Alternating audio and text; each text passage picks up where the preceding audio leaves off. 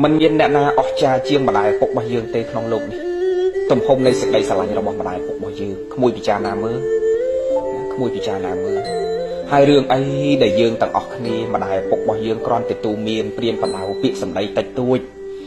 ទោះបីគាត់ជេរគាត់ស្ដីគាត់ថាពាក្យពីរោះមិនពីរោះ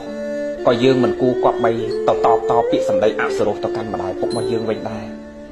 ហើយកូនខ្លះមិនត្រឹមតែគាត់រៀបរាប់មកម្ដាយពុកខ្លះគាត់រៀបរាប់មកថាពេលខ្លះវាមិនមែនត្រឹមតែប្រើសម្ដីអសុរោះមកកាន់ខ្ញុំកណាទេពេលខ្លះវាហ៊ានវាយតប់ខ្ញុំកណាទៅទៀតបន្ទុះសារាយនឹងខ្ញុំកណាទៀតអាត្មាក្រំលឺសូរចឹងក្មួយហើយសង្វេគណាស់ពិចារណាមើលយើងនៅក្នុងផ្ទៃគាត់9ខែជាង7ឆ្នាំប្រសូតយើងមកហូរឈាមទាំងថ្លុកក្មួយហើយ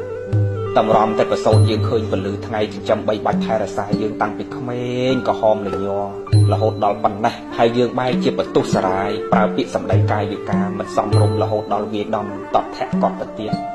យើងពិចារណាគូសង្វេគមានសតិភ្ញាក់រលឹកនឹកឃើញដឹងខ្លួនយើងឡើងវិញទាំងអស់គ្នាក្មួយហើយលះបង់អបាយមុខ